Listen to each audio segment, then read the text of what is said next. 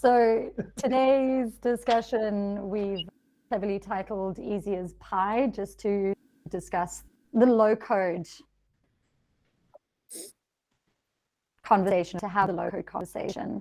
Now, the idea is to, let me just share my screen here, is to actually tie into the conversation that we had last week as well.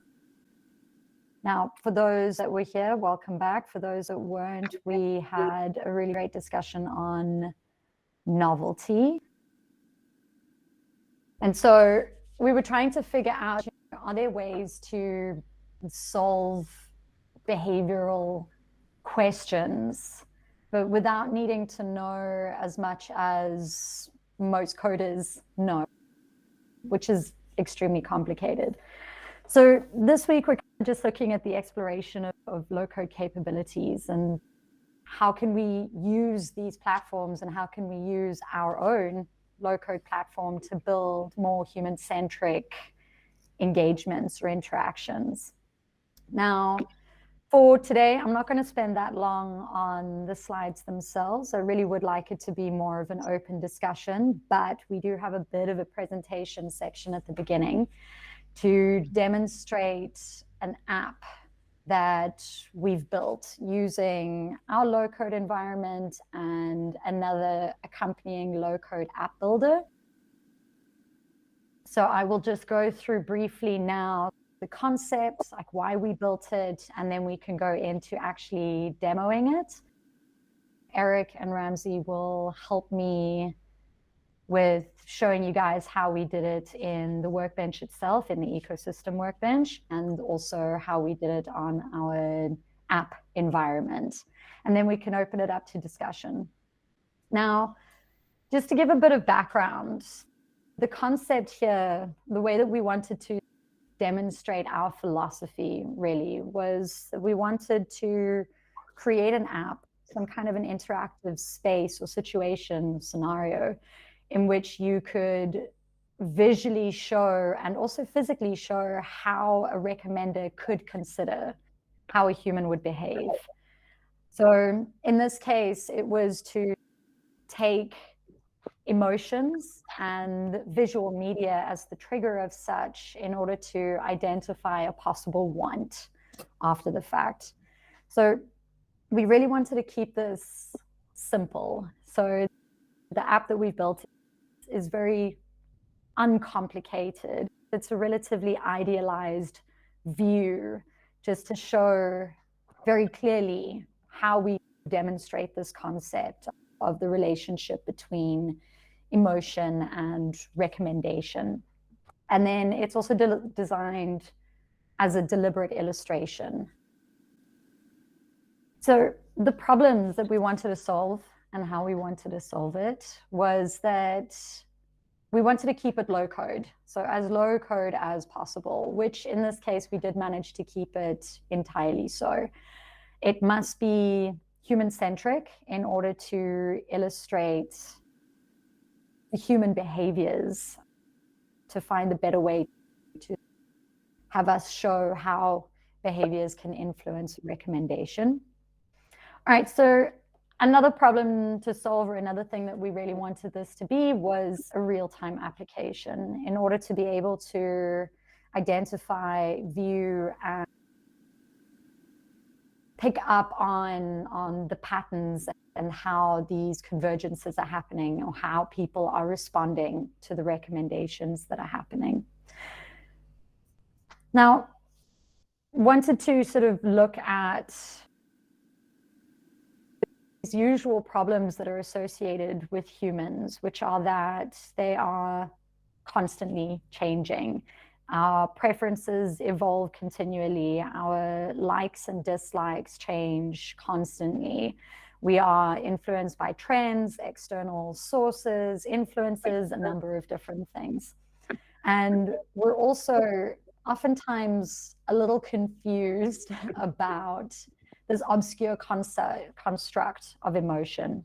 So it's sometimes difficult to explain an emotion. So in this case, again, keeping to the concept being very simplified, is to use then an image that could evoke some kind of emotion. Now, whether this is a positive emotion or a negative emotion, we will always have a response to an image. Now, from that step where we then have an image that's presented that evokes that emotion, we then offer you an opportunity to assign, in relatively simple terms, an emotion to that image. So you choose an image of something, it made you feel isolated, and one of the options of an emotion is sadness, so then you would just associate that. And now the last step would then be to recommend something based on the combinations of the images that you chose and the emotion that you related to that image. All right, on this next slide, I've just got screenshots of our workbench and also of the app itself. So the way that we did this, our solution for it, was to, step one, build a dynamic recommender in the workbench. Now, I say one recommender. We ended up building, in fact, 3 recommenders because it was the best way to illustrate how this would all be put together. So the first recommender is your first step, which recommends the images. So you get 4 images. The second recommender is the recommendations of the emotions related to that image. And the third recommender will then recommend you, in this case, a movie based on the image and the emotion as I described now. Now, I just wanted to ask before we get, is everyone with me? I'm speeding through this a little. Is everyone following so far? What is the domain, to recommend the movie or to recommend the house? To recommend a movie. Okay, so you're using the house and the emotion in 2 steps as a way of testing what movies could be suggested. Yes, absolutely. Yeah, so they are used as essentially a contextual setup to be able to say what you do in the next phase. Because what we found, what works well, and you often hear that people say that, yes, we have implemented a model to do something. In our world, because we've got a technology that in real time can give you a response in single-digit milliseconds, means that you can create a multitude of contextual models. And each one of those can have its own training criteria and its own data collection. And you can even set up models that are adversarial, that could compete with each other, that's maybe trained on historical data and some that are not, at every context. And the idea is that if you then track that human's engagement over time, you don't just have a singular dimension, you've got a multidimensional view of their engagement with you. So Simon, that's kind of a... Jay, should I talk to this quickly then? I'm just, I think so, Jay. Reinterpreting it through one of my own lenses, and that's if I get people to start rating tweets in my situation, I could try to deduce that engagement algorithm by saying, because you've rated this tweet in this way, I would be next sending you a tweet that is close or far away from that one. And then this process of continuous refinement is pretty similar to the engagement model, although I don't know what the Twitter engagement model is. But I'll be able to deduce by going through that kind of exercise. Yeah, what you could even do, if you had a pipeline setup that's an automated pipeline, and let's say that you want to ingest your tweets either in real time or you want to do it delayed 5 minutes, 10 minutes, or an hour, or whatever. It means that you can generate your option stores, and the option store is essentially as the heart of where all of the engagements get tracked across the different online models. It basically means that you could ingest that continuously throughout a day and night. Your ingestion pipeline can happen, and it can regenerate your option store or update your option store dynamically throughout a day. And then your recommended behavior can shift and alter as new options are being presented to the person who's going to be presented with something that they can select. If you want to build something that is complex, sorry? No, I'm just saying that's prompted a whole chain of thought. I'm making notes here feverishly. Yeah, so we're going to see three tracks. Is that there's a base track that deals with historical data or no historical data. So you can start this with a cold start if you want. And that means you can continuously ingest. You got a second track, and that's the online engine. It's the way in which you'll be able to update your option stores and everything through ongoing engagement. And there's a third layer, and those are the parameters that you can tweak dynamically while you're in production to deal with how you want to include historical or time window. And Eric can talk to that in a moment. But there are a number of ways in which you can then set that. But architecturally, maybe just to quickly look at this picture is maybe a bit technical for some, but let's just think about it for a moment. You've got your operational environment, means that you have scoring engines and the total implementation permanently in production. So that means that you put it into production and it stays in production permanently. You don't have deployment pipelines that slow you down. You then have the business interface where you then going to call the pulse responder, or what we call the client pulse responder, through an API. And the backend parameters that update the scoring engine at the backend are evolving completely independently from how it gets used on the UI. So in the example later, you're going to see that Ramsey will show you how they did it in Adulthood, that is a public platform, how they configure it to call the API. So that means the people that create the user interface that deals with presenting somebody with an offer and then getting a response back as people accept those is an entirely independent process from what happens in the back end when you configure it, and how you then track the performance in the back end. So the back end performance is your logging dashboard is used to track how often you engage in what your performance looks like, especially if you sit with tens of millions or hundreds of millions of people active accessing it. And in the front end is your scoring dashboards to deal with how the models are actually performing in production, because you could have, like I said earlier, multiple contexts that are set, and you want to track the performance of each one individually and then tweak your parameters to see how the behavior changes while you're in production. So the idea is you don't have the historical process where you go through an entire batch model training process and then put it into production. You are permanently in production, and you tweak the parameters to alter the behavior of the engagements while you are busy running live tests, especially if you're busy running live experiments. Anyway, the idea was just to show this as a context that it's an integrated architecture that bring all those components. I think that's it, Jess. So, sure, thank you. So we will also be... Stand up. Got a question, DLJ? Oh, yeah, DLJ? Oh, yes, just a quick one, because my eyesight's not good. There's a box that I can't read. Does it say real-time interventions across or access to of touch points? Across all touch points. Oh, across all touch points. So what you could do when you figure your real-time intervention, you can set it up that in the API there's a channel, so you can decide that it comes through an app, a web interface, or various types of web interfaces, a USSD, a text message, call that maybe sit in a call center. So you bolt it into all of your channels. So you are completely channel agnostic. So we don't really deal with, I know that people use language like omni-channel. That's not how we think about it at all. We think of the fact that there's a single human engaging with your business, and you want to track across all the possible places where they're going to touch you. You want to be able to make sure that you track interventions and provide recommendations. Even if that recommendation goes to a representative of the company, like a call center agent, that will talk to the client or go directly to the client. You want to be able to have that interfacing so that you can collect behavioral data across all channels. Interaction. Just as a quick follow-up then,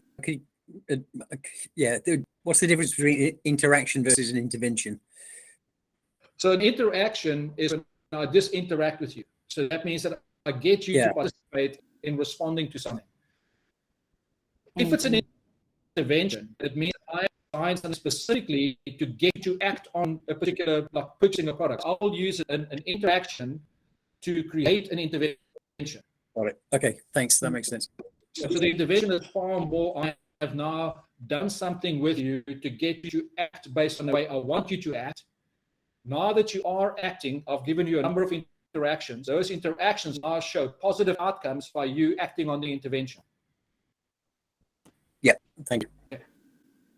So yeah, without getting too much more technical, just based on the setup, we will talk through this in a minute. But I actually think that it would be quite prudent to give you guys a demonstration of the recommender itself. So let me just, so you just log in as whomever. So as Jay mentioned now, we use Adalo, which is a low-code app building platform. And we've just set up our recommenders to then interact with this space. And this is where the visual display is. So in this case, we've got a series of different scenic images, which is our very first recommender. So we've got images of forests or fields or a house.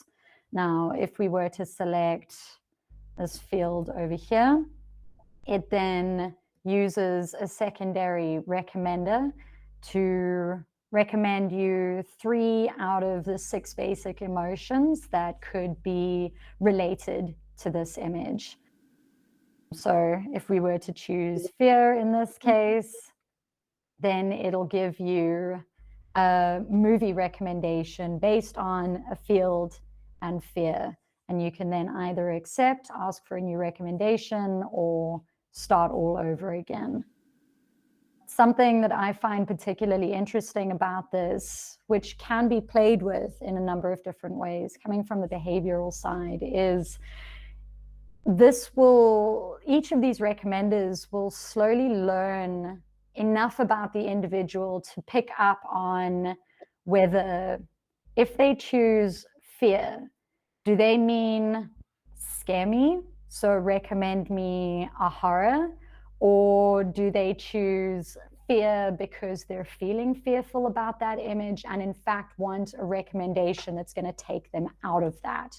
So if you were to, I did just now, choose mountain and fear, will it recommend Finding Nemo because you have a fear of the mountains, and so it's going to take you to an entirely different environment?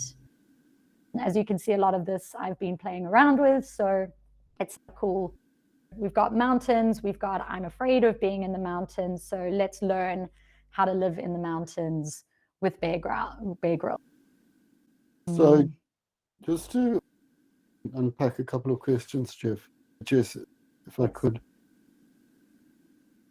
Question 1, after selecting an image, are those always the same emotions that are listed there? There are 6 does emotions. the image impact the emotions that are being selected? The image impacts the emotions. Okay. And however often you then select, and let Eric talk through this as well, but we've set up the recommenders to have a forgetfulness factor. The first one forgets relatively easy so that you don't constantly get the same images every time. It doesn't converge very quickly. So we'll choose a different type of image. The second recommender, which is the emotion recommender, forgets slightly less quickly so that it can learn that if you were to select house, you're most likely to select love, joy, and sadness. These are just the 3 options that it's given you now. You can also refresh this page if you don't like the emotion options that it's given you, and then select one of these instead. And then the third recommender forgets much more slowly so that you can go, all right, cool, I'm sad with my house, so let's watch Tiny House Nation and maybe be inspired by houses. Okay. Cool. So what I think... Sorry, just this, Simon, I think the big thing to think about is the design of your own case in relation to what you want it to do based on the context that it sets for another recommender. So the idea is that what you could do, like Jess was saying, you can set that forgetfulness window, and you can even set the number of interactions that the person has had with that particular site at whatever point, or that particular interface. So if you deal on the one end with a scenario where you've got many customers that can have many options, and they only typically engage with you once in a while, it means that you'll have a very different configuration, and in some cases when people engage with you frequently. So that means they do it daily or weekly or monthly. So that means that you got the other part of the scenario is that if you've got many clients who can buy few products or engage in a few options, it will also look very different than if you've got a few clients that engage with many products, like you often have in retail stores, or like in music as an example. You can have 60 million titles and you can have 5 million customers. But if you go to your bank or to your telco provider, you might have 400 options maximum, but you've got 10 million customers. So you need to think of that scenario of the ratio, and that will help you to determine what parameters you get set in your experiment, if you're going to run it as an experiment, or your recommender, if you're going to recommend images, messages, interventions, or products, depending on how you then engage. It helps you to determine what the setup is. Yeah. So I think that you can also be quite creative, like Jay was saying, depending on what you want your outcome to be. This is, like we mentioned, or like I mentioned just now, the concept is to make it very deliberate and very straightforward. But this initial step of creating some kind of emotional evocation could be through a number of different ways. It's just that images are a great way to do that. And rather than being as deliberate as saying, oh, okay, cool, what emotion would you assign to this image? You could maybe provide messages of sorts or other images in response to that. So you can be quite creative with this process of evocation, selection, and then recommendation. So think about it, Jess. It could even be that if you have an app or a service that you engage with a client on, you can decide what the menu options must be based on that recommender. So you have a very simple forgetfulness function that means that you can determine which options are most used and automatically converge on that. It could be that you have people that decide if they always look at a certain style of product, but from time to time, periodically, they look at other items. You can set up a calendar so that during some parts of the month or the year, it will offer broader recommendations. So there are a number of different configurations you can use. So speaking of that, and then going back to the topic of it being low code, I'm just going to ask Eric if he's there to please, would you give us a bit of a walkthrough as to how we did this in the Workbench?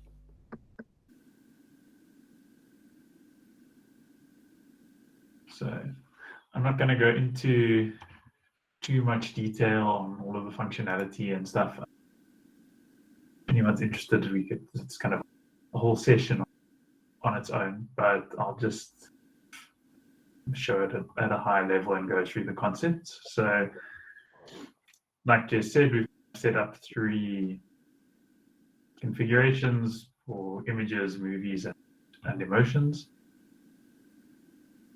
We go through one, say, the emotions one. So this is after you've selected an image. How do we use the context of that image and historical interaction that you've had with us to suggest some emotions that you might want to choose between in kind of this low code space. So the first thing that you actually do when you're setting these up is you create a project for it. So we have our kind of Adelo showcase recommenders project, where we just link everything together, and included in that is data on all of the emotions and images and movies that we want to recommend, and any sort of priors that we want to give those. So those we can upload as CSV files here and ingest them into our recommender demo database.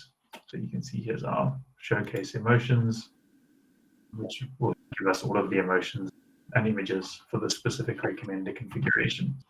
I said, what are the typical columns of the CSV like that? Features and so on.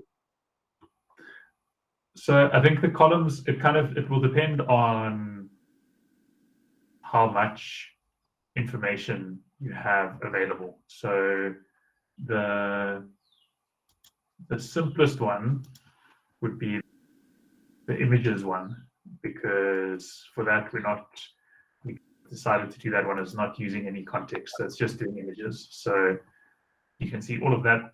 The only thing that actually has as it's starting CSV is what are the names of the images. So obviously these are then referenced to the front end. Like I'm not storing the actual images files here, but you can see these would be the names of the images. So that's the only thing that first step can do is put up 3 random images. initially the very first time it does something, that's what it does. Okay. But as soon as people start interacting with it, all of that information is stored.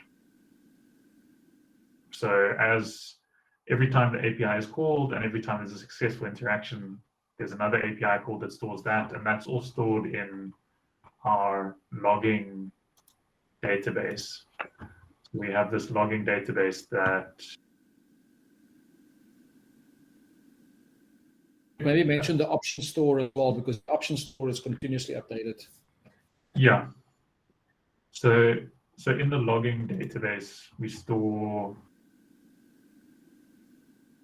every interaction in detail. So what was recommended, what was it based on, what was the score for that recommendation, what was the data, there's a lot stored associated with that, what time of day it was, the minute, everything. And then there's a response collection in the logs that stores all of the information associated with a successful interaction. So was that the movie or emotional image that you wanted to see?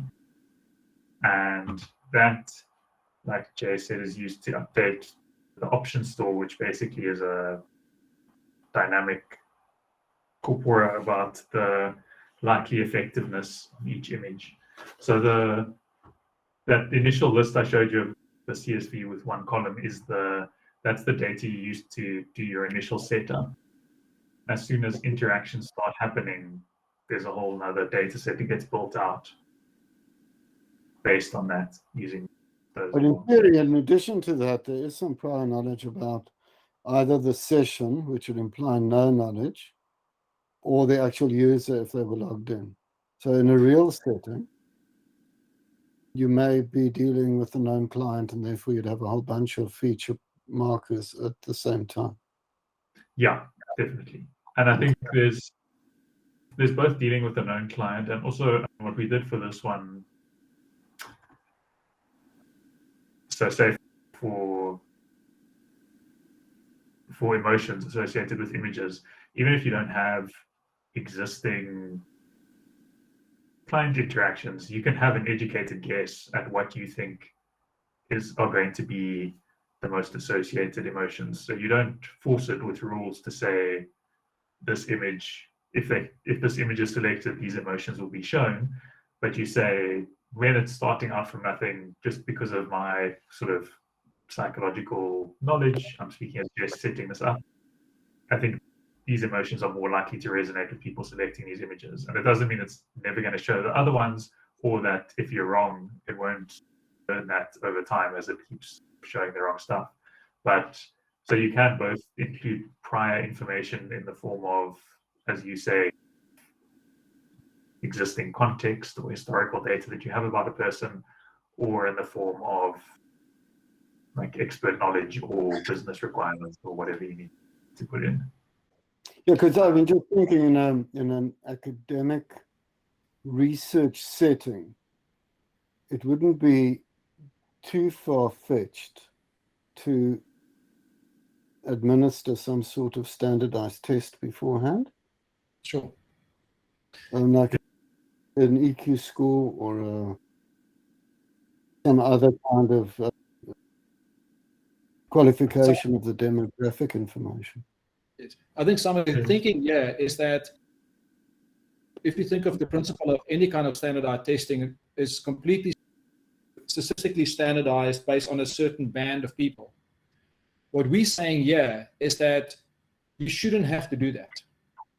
Because if there are people that do not behave on that narrow band of what you decide most people behave on, you can still provide them with fairly unique interactions. And that's the difference here. So that means that historically what used to happen is that we used to collect an enormous amount of data, run a statistical model against that, look at a certain standard deviation, pick a certain group of items, group them together, come up with a test, make an assumption that all people from then on have to fit within that narrow band, and implement it.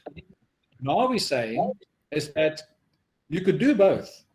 Take your standardized test and set up your initial engagement or interaction, or set up one that is cold start.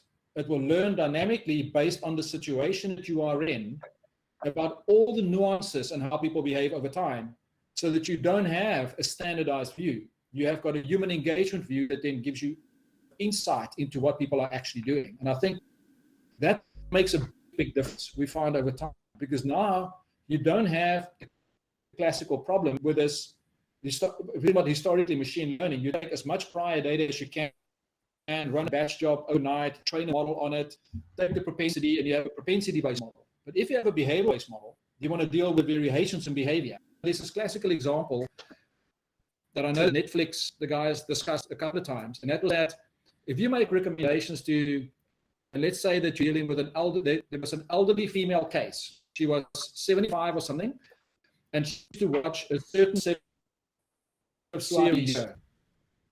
One year, there was during October or somewhere around there, or November, around the Thanksgiving sort of time, X Games, there was, and a whole lot of other activity during that period. And what normally would happen is the classical recommenders will only converge on the norm of what people are normally watching, and it will not know that during that period, this person under certain conditions will watch something that's far removed from their base portfolio or their base profile. The concept is that when the grandson came to visit her, he watched X Games, and the grandmother loved watching it with him because they were sitting and talking and doing things. So when they ran dedicated social studies, they sent the social scientists to go interview these people one-on-one and ask him, what happened? And they said, grandson comes to visit. I decided to make dinner for us. He stays with me for 2 weeks or around that time because he's at the moment studying and his parents passed away, and he lives with me during that period. And then he watches X Games, and I like to watch it because he explains to me. And that means that every year, only during that period of time, should it recommend something to do with X Games or extreme sport, but not the rest of the time. So what happens, recommenders will have no idea of that. And that means that if you have standardized methods, you completely lose the nuance of time, place, and act. And what we're trying to figure out the whole time is that are there better ways that you can truly get to know that person's nuance and then act on that, and then, but still test, like you were saying, still want to test that there are other things that they might be interested in. Yep. Sorry, Eric, I just thought it would be useful just to give some context on that. No, definitely. Point, as Jess was saying, is to have the discussion, just to go through. Yeah. But if you go in a dynamic configuration, it might be worthwhile just to show. I don't know if anybody wanted to see that. Yeah, I'll go back to it now. I just thought that there was no point in everyone staring at that screen while you guys were talking. So. Yeah, sure. Good. Okay, so once you've set up that data, then you need to configure this recommender, and that has a couple of steps. And the first step, you just describe it, give it a name, link that data we were talking about before, and then the next two, you said how it's going to behave and what fields in the data you've uploaded it should use. So in terms of how it's going to behave, you need to say what broad approach it should follow. So this is using binary Thompson sampling, which is a multi-arm banded approach with a few kind of extra pieces of functionality built onto it. So there's three areas that you need to define. The first is kind of behavior over time and how much data to use. So what you can set here is there's something called a cache, which we found is useful kind of if in practice you want someone to, once they've seen an option, you want them to continue seeing it for a period just for consistency. So it's maybe less relevant for movies, but what Jay was talking about before, menu items, you might not want someone's menu items to move around if they're logging again 1 second later, you might want to cache those for a day or a week. And you might actually want to do the same for movies as well, just to give people a bit of time to absorb what you're showing them rather than constantly cycling to new things. You can set that up here. And then you can say how much historical data do you want to use in this learning of this configuration, and you can set that either based on a time window or an account of interactions. And you can also link specific calendars to take into account kind of common human rituals. So what Jay was talking about, so for example, for October, 4th of July, you can specify in advance that those periods are going to be different. So rather than looking at yesterday, look at last 4th of July as an example. The next thing you can set up is how do interactions from this repeated interactions from the same person get taken into account. And that is something that kind of will depend on your application, but to kind of illustrate it, if I go in and I'm one of those person who kind of compulsively logs into apps, and I go in and I end up seeing kind of the same image 3 times and accepting it each time. Or let's say 3 is 10 times. So I see the same image 10 times and I accept it 10 times. Should each of those interactions count as much as just going in once and clicking on it once? I think that the answer to that depends on the application. I think often it shouldn't, because you're probably wanting to learn for the population, not necessarily. And if you think of that population of 2, you're now learning much more about me than about Jess. But there are cases where you might want to do that. So you can configure that here, like, do you only take into account a certain number of interactions from each person? Do they become less important? So my first interaction counts as much as Jess's, but the next one counts half that, and the one after that a quarter, etc., etc. So you can configure how that works. And then the last one is just set up how quickly you want your learning to converge. So how much information do you think there is in each interaction? And how quickly should it narrow in on a specific option? And then in this step, you just you're telling it the data you uploaded, labeling what was in the data you uploaded. So what was the name of the thing that you want to be recommended in the data set? So we're wanting to recommend the emotion. We have some historical information in the form of the take-up column. Context is the image column from this variable. And you can also, if you want to set this up to work, as we're saying, if you want to have it work per logged in user, you can set up that tracking key for a user here, and you can have an extra level of context. So the movie one, for example, has image and emotion here.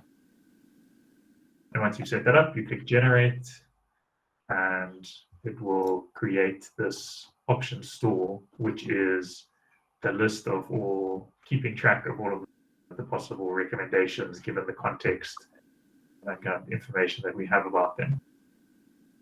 You can also view that in a graphical form if you want to.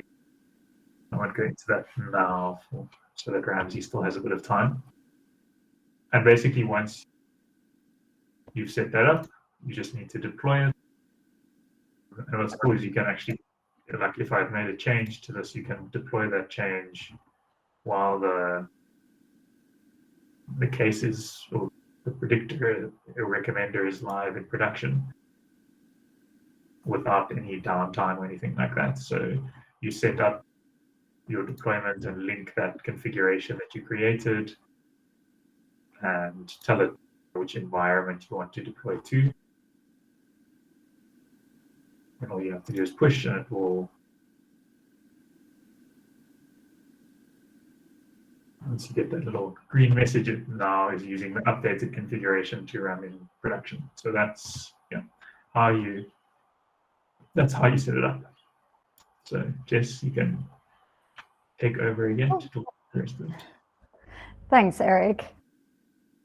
Yeah, Ramsey, I'm not sure if you logged in and whatnot. So if you can maybe just give us a view of, now that Eric has done that in the Workbench, basically set it up. Eric, I'm not sure, we didn't show anybody the API. So when you push that configuration, you get an API key, which you can then use in whichever environment it is that you want to actually put this app into production. So Ramsey, if you could just very briefly take us through that. Will do. Thanks, Jess. Thanks, Eric. Just share my screen.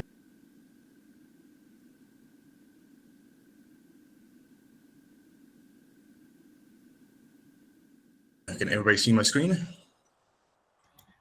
We can now. Yeah, cool. So Eric is now showing you how all of those kind of recommenders, we showed you how one recommender was set up. Like Jess said, we have 3 recommenders. So we're just going to show you quickly how Adlo app building engine we used integrates or interacts with those API endpoints. So obviously Adlo is just an engine that we used. You can use whatever platform you want to use. You can run it from a different app building engine, or you can run it directly through some own website that you've built that interacts with APIs, or you can just call the APIs directly if you just want to do that, or you can build it into an entire production system. So it's all API driven, so you can use it from any use case that you want to. But in this particular one, Adlo we're using, we basically have 2 types of calls. We have the get a recommendation call and the accept a recommendation call. So for how Adlo's deals with lists, we have to define those get calls as what they call external collections. So we essentially have these 3 external collections, one for each of the recommendations. So we can maybe start with the images. So what this actually does is it does a call to this API endpoint. So we tell it to go look at this recommend score.ecosystem.ai of recommendations. So that's the API endpoint. And that actually sets up, with all of these parameters that we send through, it sets up the recommendation for the images. So we tell it to use this campaign, the Adlo showcases images, tell it what channel is coming through. In this case, is coming through on the app. Tell it what the customer is. We have no customer context saved here, so this customer is just going to be a non-customer. Then we tell it how many offers we want to receive, 4 in this case, because we see 4 images. Then we give it the extended contextual information. In this case, there are no extended contextual information, so they're just all blank. And in the sub-campaign, in this case, it's just used for logging purposes, so we're just calling it showcase, and the user ID is just the person who made the calls. This is also for tracking and logging cases, so that you can track exactly who made the call, or not necessarily who, but the platform that made the call. Or if you have specific cases of different apps, you can say this is app 1, app 2, app 3 making the call. So just gives you an extra layer of logging, and then you set up the kind of individual things. This external collection is actually meant to simulate a data store. So you have to set up all of these individual ones. So we're only going to be interested in the get all functionality. So we just set up this particular one. We tell it we're going to hit that endpoint using the get method. And in this case, we just tell it to go 1 level deeper, because the return, the JSON structure that gets returned from that API recommendation has a lot of kind of metadata around it, but the actual kind of list that we're interested in is saved in the final result key. So we just tell it that this is where the image data is that we're interested in.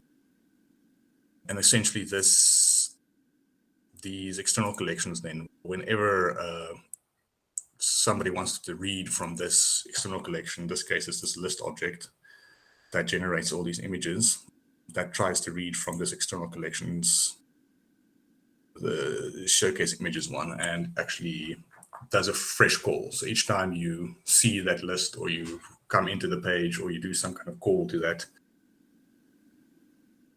collection, it will do a fresh call to the API. So that's going to be nice. But obviously now, once we have selected or shown some recommendations, we want to be able to select those calls. If that's who does the caching, or is the caching switched off at this stage? It's turned off. I was just going to mention quickly, Ramsey, that what happens, and the reason why we do that, it's a bit like a click-through rate versus impression. If you had to think of it in kind of Google Analytics terms. In Google, so that means that you present something that the person sees. So there's nothing you can cache because every call is unique to the API. And I think that is the key trick here is that you have the right level of performance through the scoring engine because it is doing it in single-digit milliseconds, that the client has got no feeling of it doing any work. It thinks that it's done deliberately. It was designed to only show these images or only show these menu items, whatever it is. But in actual fact, everything is done to collect data about that human's interaction. So the idea is that every time that you say refresh a new set of images, the person saw it, so it's an impression. They didn't like it, they call refresh, they saw a new line of impression, or a new list of items, it's another impression. Then you select one, then it knows that you've selected one. And then it calls the update to say that the person have been presented with 8 items or whatever the number would be, and they only accepted this particular one. So that means that if you have a recommender that want to test which pictures work with which movies, or which products work with which interaction, which combination of products work well, or which combination of interactions work well, you can set up any combination and start tracking the ones that are actually being accepted. And as they're being accepted, you update the scores in the background based on your parameters for your engagement. And you can then change your front-end behavior without you having to design it deliberately. So the only deliberate design is the fact that, like Ramsey was saying, I want to show 4 pictures. I don't know what they are. I want the recommender to tell me which pictures to recommend, which emotions to recommend, so that means that classically how you would have designed this is you would have coded the pictures and you would have done if then else's and UI. Now you purely call the recommender to do all the work for you, and while you do that, it learns dynamically about the behaviors of the people engaging with you across all the different elements. So I've actually got the scoring dashboard open if we want to maybe give a view of the offers presented, offers accepted. I think maybe just go through all this and then we can do that after I just talk through all the accepts and whatnot. Okay, just cognizant of time. Yeah, so we show now the images list. Maybe something just to show clear is because Eric showed that the images names are actually just saved as text. So what this thing actually does is it takes the name over here and it looks up the actual image in this image database over here. So over here we have the actual database that has some images associated with those names. So it just does a lookup. It knows the row 4 was recommended, so show that image. So when you actually then decide to select one and you want to accept it, it does a accept call to the API, which looks something like this. So we just tell it to go to this call, the recommend score at ecosystem response using the post method, and then we add in this information. So the first information that's important here is the UUID. So that UUID is the UUID that was given by the response. So it tracks back the accept offer to that specific response that was given. So it saves that in the internal kind of metadata of this app. So it tracks that context and tells you, okay, accept this batch of offers that was given, and of those 4. So this UUID tell you was those 4 that recommended, and of those 4, this was the specific image that was accepted. And that image data just comes from through that button that you clicked here. So it can pick up the information. It's not necessary to run a test request. So that then picks up the context from this kind of list element here, and it knows that was the image name. So that was selected. Then once that selection is actually done, it pushes through all of that data, context to the next page. So you see it links to this emotion screen over here.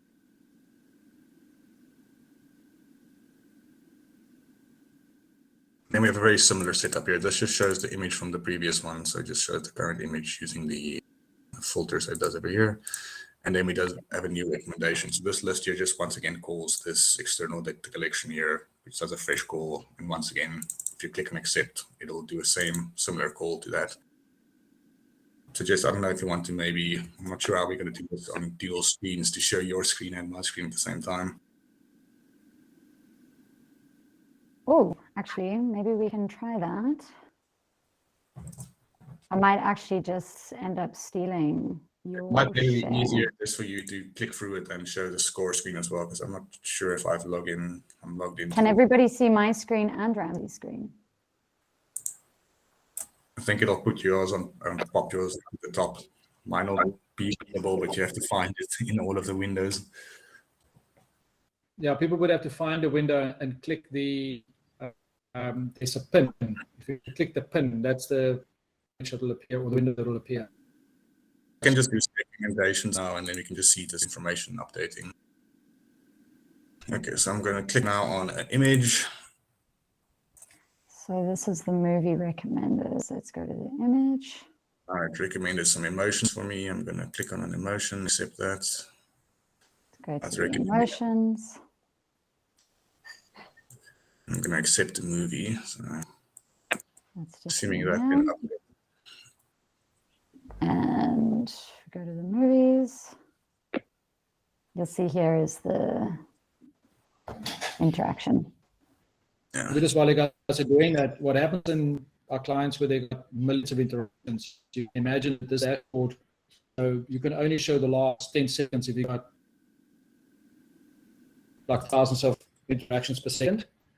So what happens is there's an aggregation view as well, and you'll see at the middle panel, just below the top panel, what's for now. That aggregates at about 3-minute delay, 1-minute intervals. So that means throughout a day, you'll see those that aggregation, those two aggregation panels will be empty until it aggregates.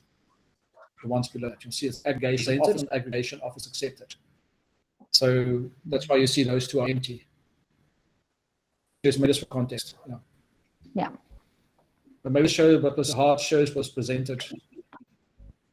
So